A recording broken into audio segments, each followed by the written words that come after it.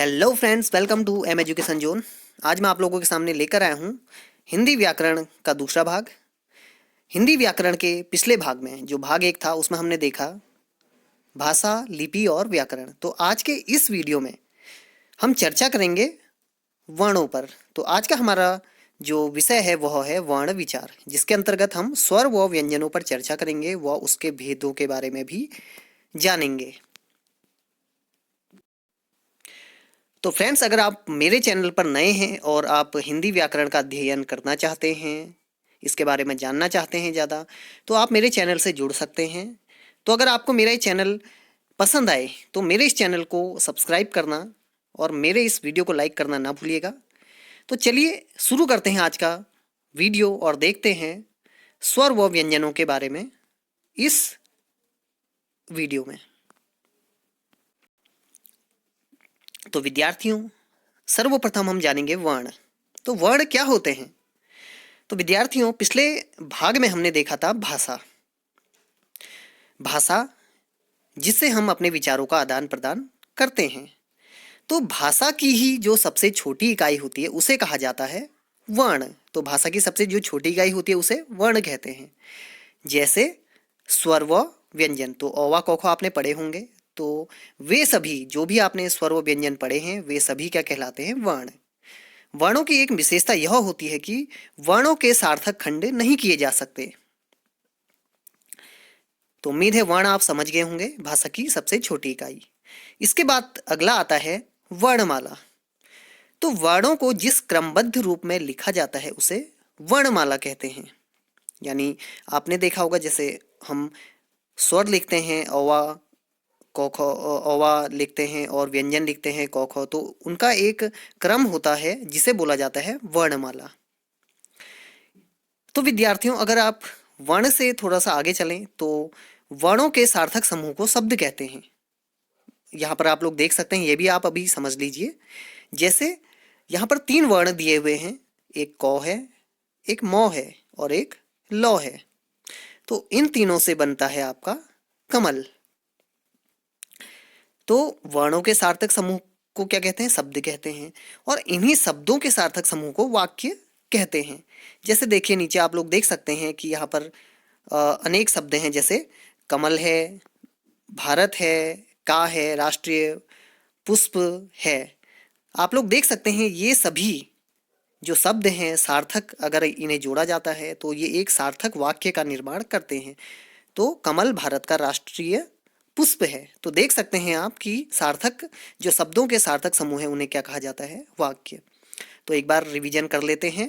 भाषा की सबसे छोटी इकाई वर्ण कहलाती है। वर्णों के सार्थक समूह को शब्द कहते हैं और शब्दों के भी सार्थक समूह को वाक्य कहते हैं। तो आप सार्थक जरूर इसमें ध्यान रखिएगा, क्योंकि अगर हम इनको क्रमबद्ध रूप में नहीं लिखते हैं और अगर सार्थक समूह नहीं है तो फिर वह वाक्य और जो शब्द है वह अशुद्ध हो जाएगा।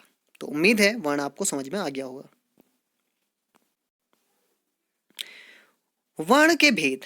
जो वर्ण होते हैं, वर्ण के 2 भेद हैं, स्वर व व्यंजन। स्वर जिन वर्णों का उच्चारण स्वतंत्र रूप से होता है स्वर कहलाते हैं। तो विद्यार्थियों, जो वर्ण होते हैं उसमें किसी और वर्ण की आवश्यकता नहीं पड़ती, इन्हें स्वतंत्र रूप से उच्चारित किया जाता है। जबकि व्यंजन व्यंजन जिन वर्णों का उच्चारण स्वरों की सहायता से होता है व्यंजन कहलाते हैं। तो जो आपके व्यंजन होते हैं क ख ग घ जो आपने पढ़े हैं, उनका उच्चारण स्वरों की ही सहायता से होता है। तो विद्यार्थियों, जो वर्ण है उसके 2 भेद हैं, स्वर और व्यंजन। ये आपने पढ़ लिया है। तो स्वरों में अगर हम देखें तो यहाँ पर आप लोग देख सकते हैं जो आपके स्वर हैं, ओ आ ई उ री ए ऐ ओ औ। तो ये आपके स्वर हैं। और इसके जो अंत में बोलते हैं हम अंग और अह, तो ये न तो स्वर होते हैं और ना ही ये व्यंजन की श्रेणी में आते हैं। इन्हें बोला जाता है अयोग वाह। ये आप याद रखिएगा, ये जो अंग और अह हैं इन्हें बोला जाता है अयोग वाह। अंग इसे अनुस्वार भी बोला जाता है और जो आपका अह है इसे विसर्ग भी कहते हैं। तो आप संस्कृत में आप लोग देख सकते हैं कि विसर्ग का प्रयोग प्रायः किया जाता है, वहां पर विसर्ग का।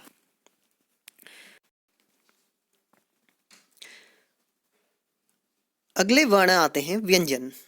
तो व्यंजनों का आपको बताया गया था अभी कि इनका उच्चारण स्वरों की सहायता से होता है। तो व्यंजन अगर आप लिखते हैं या पढ़ते हैं तो आपको उसका एक क्रमबद्ध रूप जरूर ध्यान देना चाहिए। जैसे इसे भी अलग अलग वर्गों में बांटा गया है। जैसे क वर्ग में आपके क ख ग घ ङ आते हैं। इन व्यंजनों को कंठ भी कहा जाता है क्योंकि इनका जो उच्चारण स्थान है वह कंठ होता है। कंठ मीन्स गला। चौ वर्ग में आपके चौ छ जौ झ य आते हैं, जिन्हें तालव्य भी कहा जाता है क्योंकि इसका जो आपकी जीभ की तालु होती है उससे इनका उच्चारण होता है। फिर आते हैं आपके टौ वर्ग में टौ ठौ डौ ढ ण, जिन्हें मूर्धन्य भी कहा जाता है क्योंकि ये मूर्धा से इनका उच्चारण होता है आपका। फिर आता है आपका तौ वर्ग, जिसमें आते हैं आपके तौ थ द ध न। इन्हें दंत्य भी कहा जाता है क्योंकि इनके उच्चारण में जो आपके दंत्य यानी कि जो दांत होते हैं उनकी सहायता से ये बोले जाते हैं, क्योंकि इनमें आपकी जो जीभ है वह दांतों से स्पर्श करती है। तो विद्यार्थियों अगर आप चाहें तो खुद भी कोशिश इनके उच्चारण करने के बाद खुद भी आप देख सकते हैं कि आपके जो गला है, जो जीभ है, जो दांत हैं, तो कहाँ कहाँ पर ये व्यंजन कहाँ कहाँ से ये उच्चारित होते हैं। पौ वर्ग, इन्हें ओष्ठी भी कहा जाता है क्योंकि इसमें होठों का प्रयोग होता है। ओष्ठी मीन्स होठ। प फ ब भ म, तो इसमें आप लोग देख सकते हैं कि जो होठ हैं उनका प्रयोग किया जाता है। फिर आपके आते हैं अंत स्था, इसमें आते हैं आपके य र ल व।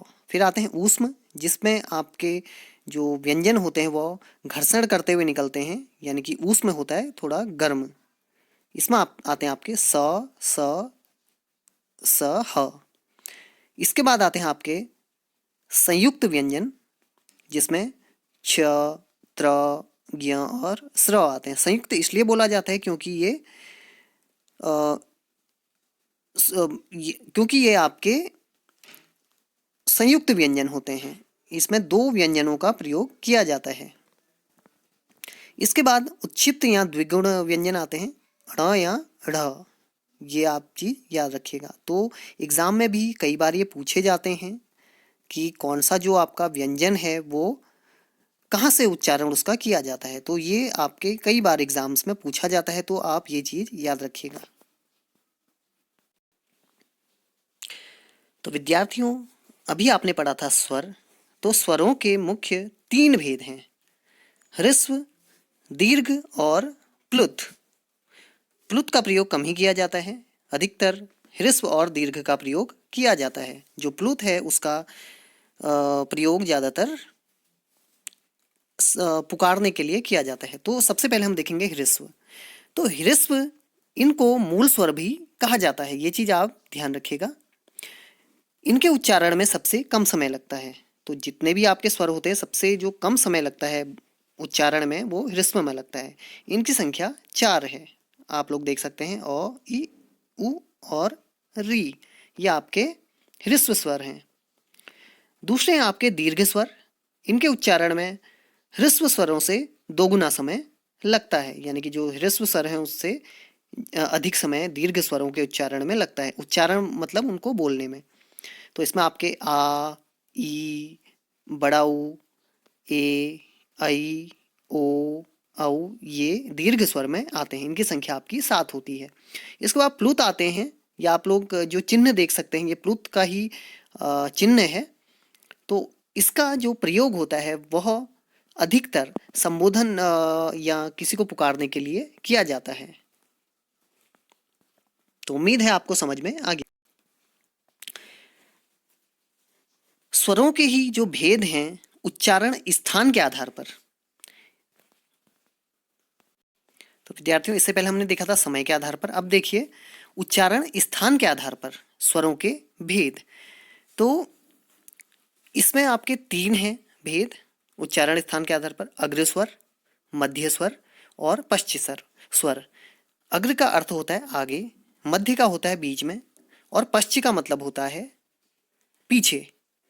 तो अग्र स्वर में जिन स्वरों के उच्चारण में जो जिह्वा होती है, आपकी जो जीभ होती है, उसके अग्र भाग ऊपर उठता है, जीभ का जो अग्र भाग यानी आगे का भाग है वो ऊपर उठता है, उन्हें बोला जाता है अग्र स्वर। इसमें आपके ई और ए आई आते हैं। मध्य स्वर जिन स्वरों के उच्चारण में जिह्वा या जीभ समान स्थिति में रहती है उसे बोला जाता है मध्य स्वर। इसमें आपका अ आता है।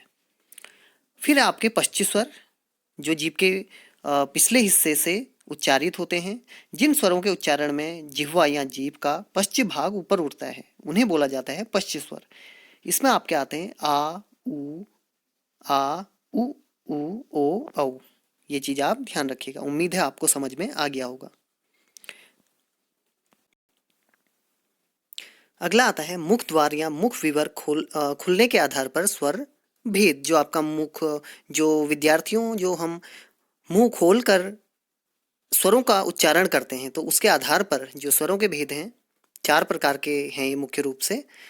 पहला आता है वी वृत, जिन स्वरों के उच्चारण में पूरा मुंह खुलता है, जैसे आ। तो विद्यार्थियों आप खुद भी इसको कोशिश कर सकते हैं। दूसरा है अर्ध विवृत। तो नाम से ही आप समझ सकते हैं इन स्वरों के उच्चारण में आधा मुंह खुलता है, जैसे ओ, ए, औ, अ।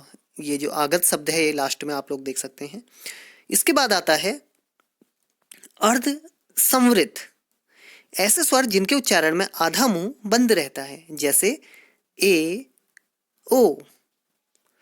फिर आते हैं आपके संवृत, इन स्वरों के उच्चारण में मुंह लगभग बंद ही रहता है, जैसे ई, उ, उ, यानी कि बहुत कम खुला रहता है और लगभग बंद ही रहता है।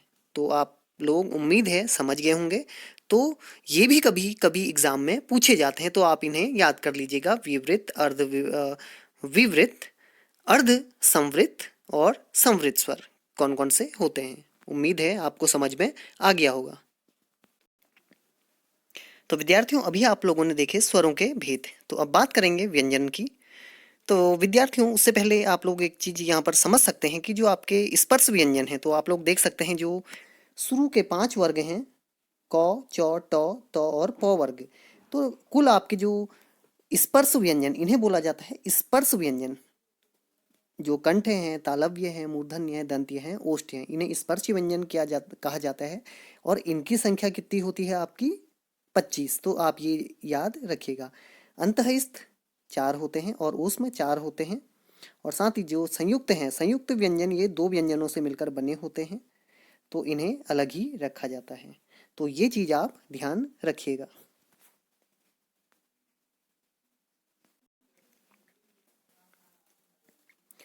तो विद्यार्थियों व्यंजनों के भेद अगर देखे जाएं, मुख से निकलने वाली वायु के अनुसार इसके 2 भेद होते हैं। जब हम व्यंजनों का उच्चारण करते हैं तो जो मुख से वायु निकलती है उसके आधार पर इसके 2 भेद होते हैं, क्योंकि वायु को ही प्राण भी कहा जाता है। तो यहाँ पर आप लोग देख सकते हैं, तो जिन वर्णों के उच्चारण में मुख से कम श्वास निकले, कम वायु निकले, उन्हें अल्प प्राण कहते हैं। अल्प का अर्थ ही क्या होता है, कम होता है। और जिन व्यंजनों के उच्चारण में अधिक श्वास निकले या अधिक वायु निकले, उन्हें महाप्राण कहा जाता है। तो अल्प का अर्थ ही कम होता है, तो कम वायु जहाँ पर निकलती है उससे बोला जाता है अल्प प्राण, और जहाँ अधिक निकलती है उसे बोला जाता है महाप्राण। तो विद्यार्थियों अभी इससे पहले आपने जो क वर्ग, च वर्ग ये आपने पढ़े थे, उसके आधार अगर वो आपने सारणी याद कर ली तो ये समझना भी आपके लिए बहुत ही आसान हो जाएगा। तो जो आपने अभी वर्ग पढ़े थे व्यंजनों के, तो उसका जो पहला, तीसरा और पांचवा प्रत्येक वर्ग का जो व्यंजन होता है वह होता है अल्प प्राण, जैसा कि आप लोग देख सकते हैं यहाँ पर। और प्रत्येक वर्ग का दूसरा और चौथा व्यंजन वो होता है आपका महाप्राण। तो यहाँ पर आप लोग उदाहरण में भी देख सकते हैं, क, ग, ण ये आपके अल्प प्राण हैं, इसमें कम वायु निकलती है। जबकि आप ख, और घौ है, इनको बोलने में अधिक समय भी लग रहा है थोड़ा, और वायु भी अधिक निकल रही है। तो ये चीज़ आप ध्यान रखिएगा। तो हर वर्ग में आपके जो पहला, तीसरा और पांचवा व्यंजन है वह होते हैं अल्प प्राण, और दूसरा और चौथा होता है महाप्राण। उम्मीद है आप लोगों को समझ में आ गया होगा। और अंत में अगर आप लोग देखें, जो आपके यौर और लौह होते हैं वो आपके अल्प प्राण में आते हैं, जबकि आपके जो ऊष्म व्यंजन हैं स स स और ह, ये आपके महाप्राण में आते हैं, क्योंकि इसमें घर्षण भी लगता है। तो ये चीज आप याद रखिएगा। इसके अलावा विद्यार्थियों एक चीज याद रखिएगा कि जितने भी स्वर होते हैं वे अल्प प्राण होते हैं। अगला आता है व्यंजनों के भेद स्वर तंत्रियों के प्रयोग के आधार पर। तो यहाँ पर स्वर तंत्रियों के प्रयोग के आधार पर व्यंजनों के दो भेद हैं, सघोष और अघोष। तो विद्यार्थियों, अगर आपको उपसर्ग, प्रत्यय और इन इन चीज़ों की जानकारी है तो कई परिभाषाएं आप आसानी से दे सकते हैं और समझ सकते हैं। तो सघोष और अघोष, सौ का अर्थ साथ होता है इस उपसर्ग का, और औ का अर्थ होता है बिना। तो सघोष में घोष के साथ, अघोष में बिना घोष के साथ। तो सघोष जो व्यंजन होते हैं, ध्वनि के रूप में जिन व्यंजन वर्णों के उच्चारित करने में स्वर तंत्रियां झंकृत होती हैं, जैसा कि कहा साथ झंकृत होती हैं, उन्हें सघोष कहते हैं। अघोष क्या होता है? ध्वनि के रूप में जिन व्यंजन वर्णों के उच्चारित करने में स्वर तंत्रियां झंकृत नहीं होती हैं, यानी कि नहीं, जहाँ पे अ आ जाता है अधिकतर नहीं होता है उसका अर्थ, तो उन्हें कहा जाता है अघोष। तो यहाँ पर जो हमारे व्यंजन ये समूह हैं अलग अलग, तो उसको अगर आप देखें, जो इसके विभिन्न वर्ग बने हुए हैं, तो उसमें जो पहला और दूसरा जो व्यंजन होता है वह होता है अघोष, जैसे कि हर वर्ग में आप लोग देख सकते हैं यहाँ पर। और सघोष हर वर्ग का तीसरा, चौथा और पांचवा जो व्यंजन होता है वो होता है सघोष। तो जैसे उदाहरण में आप लोग देख सकते हैं, अघोष में क ख, चौ छौ, टौ ठौ, तौ थौ, पौ फौ, और इसके अलावा स स स आप लोग देख सकते हैं, ये सभी अघोष हैं। और सघोष में देख लीजिए आप, जो किसी भी वर्ग के अंत के तीन वर्ण होते हैं, और इसके अलावा जो अंतःस्थ व्यंजन होते हैं वे सभी सघोष में आते हैं। और जो उत्क्षिप्त होते हैं ण और ढ़, वो भी किस में आते हैं? आपके सघोष में।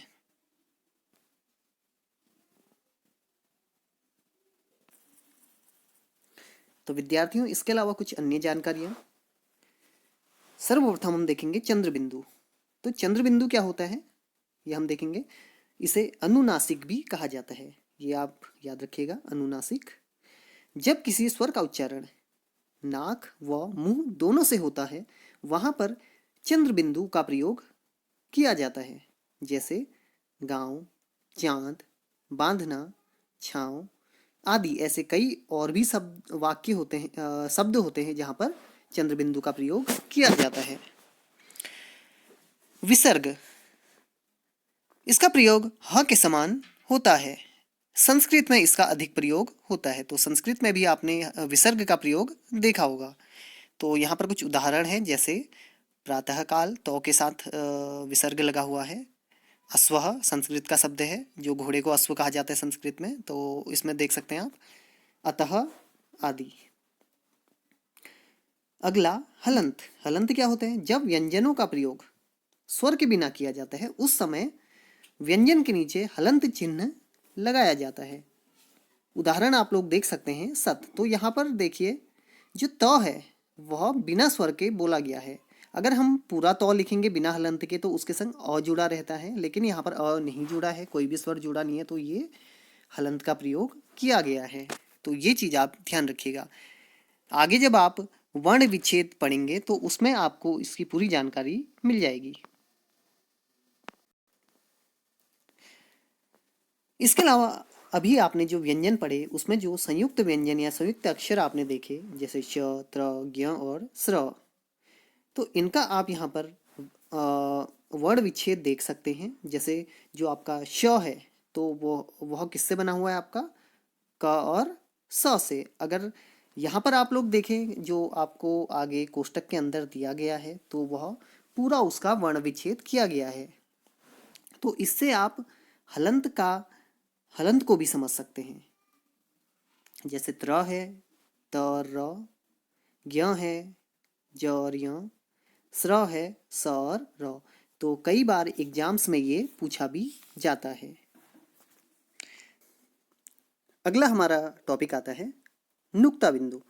तो विद्यार्थियों, कई बार आपने किसी शब्द में प्रयोग किए गए किसी व्यंजन के नीचे बिंदु लगा हुआ देखा होगा, जिसे कहा जाता है नुक्ता बिंदु। ये चीज़ आप ध्यान रखिएगा, क्योंकि अगर नुक्ता बिंदु का प्रयोग नहीं किया जाता तो उसका अर्थ बदल जाता है। नुक्ता देवनागरी लिपि में किसी व्यंजन अक्षर के नीचे लगाए जाने वाले बिंदु को कहते हैं। इससे उस अक्षर का उच्चारण परिवर्तित होकर किसी अन्य व्यंजन का हो जाता है। जैसे जौ के नीचे नुक्ता बिंदु लगाने से ज बन जाता है। तो विद्यार्थियों, अगर आप भी इसका उच्चारण कर रहे हैं तो आपको अंतर इसमें समझ में आ जाएगा। जैसे बिना नुक्ते के बोलेंगे आप जौ, और नुक्ते के साथ थोड़ा सा अपनी जो जीभ है उसे स्लाइड करते हुए आप बोलेंगे ज। तो ये नुक्ता बिंदु के साथ हो जाता है। इसी के अलावा जैसे क, ख, ग, ज, फ, ये नुक्ता बिंदुओं के साथ व्यंजन दिए गए हैं। नुक्ता अरबी शब्द नुक्तह से बना हुआ है, जिसका अर्थ होता है बिंदु। ये चीज भी आप ध्यान रखेंगे। कुछ अन्य जानकारी नुक्ता बिंदु से संबंधित, जैसे आपका ज़मीन है, फीस है, साफ, सब्जी, ये सारी अगर आप शब्द देखें तो इनके नीचे नुक्ता बिंदु है। और अगर आप कुछ और शब्द देखें नीचे, उदाहरण नुक्ते के साथ और बिना नुक्ते के, तो आपको अंतर समझ में आ जाएगा। जैसे देख सकते हैं आप, राज का अर्थ होता है राज्य, जो हिंदी का शब्द है। अगर इसी के नीचे राज हो जाए तो वो होता है रहस्य। तो ये चीज़ें आप ध्यान रखिएगा। जैसे जरा या ज़रा, देखिए जरा का अर्थ हिंदी में होता है बुढ़ापा, लेकिन अगर ज़रा है तो वो हो जाता है थोड़ा। गज का अर्थ हाथी होता है, लेकिन अगर गज हो जाए तो वो हो जाती है एक लंबाई की एक माप।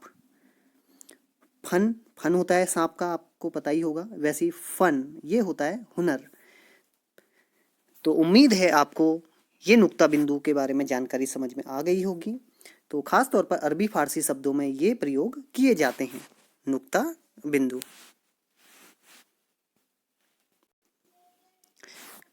कई बार आपने किसी शब्द में अर्धचंद्राकार चिन्ह का प्रयोग भी देखा होगा। तो ये अधिकतर जो अंग्रेजी शब्द या जो बाहरी विदेशी भाषाओं के शब्द होते हैं उनमें लगाए जाते हैं। हिंदी भाषा में अंग्रेजी भाषा के कई शब्दों का प्रयोग होता है।